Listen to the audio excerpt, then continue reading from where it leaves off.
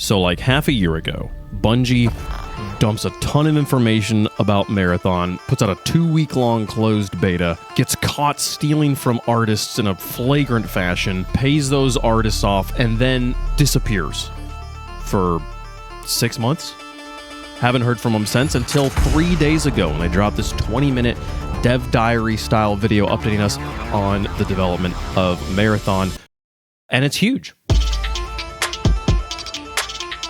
The biggest changes are the visual ones. Assuming this footage is actually rendered in engine, the improvement is stark. This footage here on the left is from the closed beta, and the new look on the right here has so much more texture, variety of depth. The colors really, really pop here. They talked about the weather systems in the video and how before it sort of felt like there wasn't a big difference between a sunny day and a rainy day in Marathon, and now it's pretty clear. There's a stark brightness and warmth to those sunny days that really brings out the colors. And in the beta, everything kind of had this like plastic matte finish to it. Everything kind of felt like it was made of the same material, and that is a style.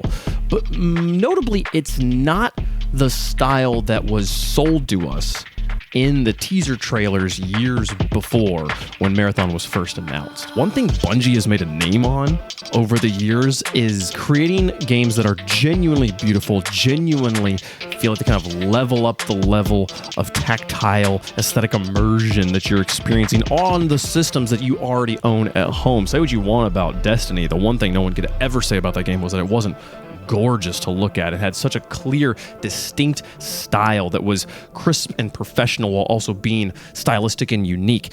And that's the thing that Marathon's teaser trailers sold us. This moment in particular of a player just being killed and looted really painted this beautiful world you'd never experienced in a game before, but that while it was beautiful in one way and unique in one way, it was also still dangerous and morbidly alluring. And there was something about the body laying in that milky water with the blue blood that was, I think, stuck in the minds of Marathon fans. And that was the hook. That was a thing that years ago we saw and said, I can't wait to see what they do with this game because that looks so cool. I want to be in that world. So to have that experience be fulfilled like this, where players just turned into bags, like some Roblox knockoff PUBG or something. Like it would, like the body just turns into a sack of loot, was so unimmersive and so unsatisfying after having been sold this vision in these teaser trailers. I think the way a killed player was represented in games sort of became this microcosm that represented kind of an issue overall with what we had been delivered in the beta.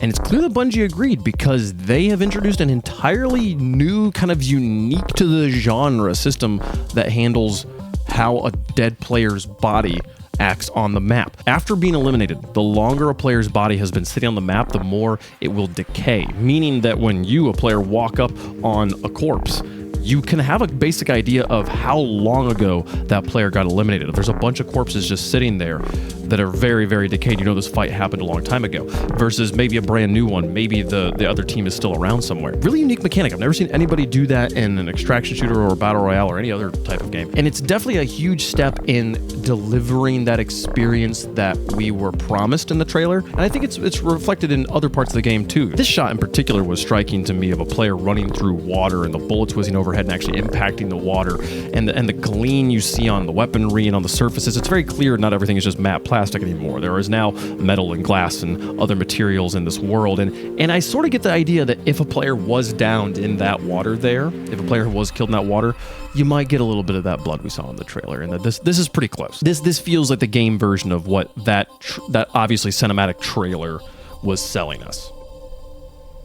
One aspect of extraction shooters that makes them feel different from every other shooter genre is how weighty every decision you make on a run feels. Every single choice you make has such a big impact. And like in a respawn shooter, you make lots of choices, but the biggest consequence for a bad choice is having to respawn. And it feels much less like every single decision matters. Even in battle royales where the risk is winning and losing in an instant, still the biggest thing you're risking is having to go through that whole ritual of going back to the lobby and loading into the server and flying over the map, you know, and you're not risking anything long term the same way you are in an extraction shooter where you found loot and you want to get out with it, or you brought in really good gear and you really would like to leave with it. The weight of choosing to run towards gunfire or run away from gunfire, to enter the high risk, high reward loot building,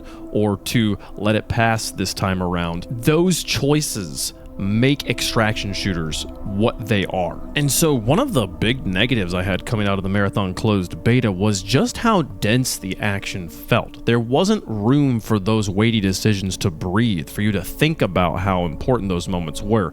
Action against AI NPCs or against other players just kind of like flowed into each other. It felt very much more like Destiny than it did like an extraction shooter, and partially due to also just how strong you were as a player generally and how little of a threat it felt like the UESC posed. And Bungie clearly heard that from the community, and so in this video they talk about trying to put more moments of silence into Marathon. One of the things they talked about doing was raising the stakes of what it means to take on the NPCs, to take on the USC here, and saying that it really should feel like they are the domineering force, and choosing to fight them is a risky choice. I will say this is the sort of thing that I hear in dev diaries all the time, like, oh, we made these villains really, really tough, it's going to be really, really hard, and then you play the game and it just doesn't quite feel that way. I think that all developers have this push and pull of, if we make the game too hard, the casual audience leaves. If we make the game too easy, it doesn't have that immersive feel we want it to have. Well, you're damned if you do, you're damned if you don't. I think that they're in a similar situation here, and it really will just come down to how each of us feels when we play the game. But they did also talk about literally implementing silence into the game, having there be longer runs where you're just hearing things in the distance, you're not actually engaging in combat themselves. Interesting to note though that the clip they used to demonstrate this is some characters walking around the map. And while there are moments in games when you should absolutely walk, in a field, in an extraction shooter like open field, it felt a little artificial. That moment felt like they were like trying to demonstrate silence, but that in a way that doesn't actually replicate how any gamer would actually play Marathon. So I think the only way they actually create genuine moments of space and of tension through silence and tension through lack of action is to have the maps be big enough that crossing that open field feels like one of those choices you have to make. Do you flank around the outside, burning precious time on the run? Do you go through the middle and risk people seeing you and being caught out in the open? You need to have big space-defining choices like that.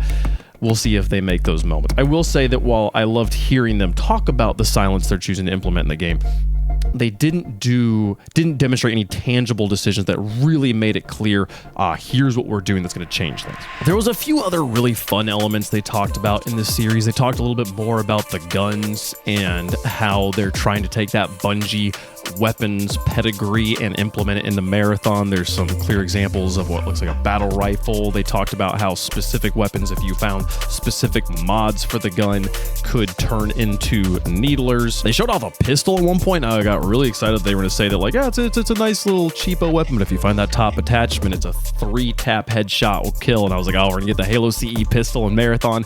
Instead, it was a pistol that when you killed a player with it, you turned invisible. Not sure how that works lore-wise. The bigger thing that they clarified that was my personal biggest complaint with the game from an immersion perspective was our relationship as the gamer to the character in game. extraction shooters to me are the ultimate self-insert. It's not a game where I want to play as a character. I want to play as me. I want to feel immersed in an extraction shooter. And so if I feel like I am Garen from League of Legends in an extraction shooter, that would feel really weird because I'm not Garen. I'm me. I'm WavePunk. I want it to be me, my character, my person, my name on that unit that is roaming around the field trying to find the loot. And so the fact that they had gone with this sort of character shooter vibe where you had multiple runners that you could pick from and that you'd assumedly encounter other runners of that same type on a run felt very unimmersive. In this video diary, though, they gave us an explanation that you are a cybernetically uploaded intelligence that gets to inhabit a sleeve, that gets to inhabit a shell, that there's hundreds of Blackbird shells out there, and you get to load yourself into one and go in with that one random shell. When you get eliminated, when you get killed, your intelligence gets booted out, and you get to load back into another one. So that's how they kind of resolve the, we need it to be characters, but we also know it needs to be you.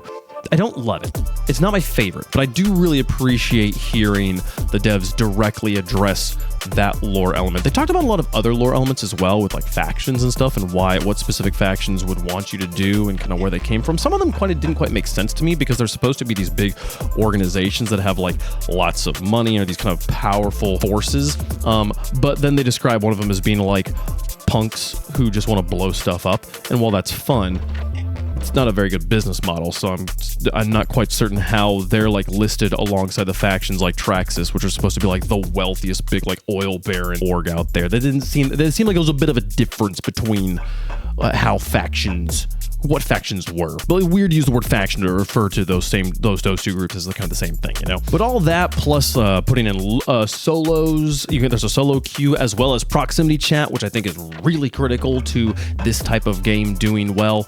I think that we are going in the right direction with Marathon, and I'm really excited to see where it goes. It drops on March 2026. They said there's going to be an open beta before then, so I'm excited about it. Not sure if I'll be making another video before that open beta comes out. We'll see if they give us more information. Maybe I'll react to it, give more content. Thanks so much for watching. See you guys next time.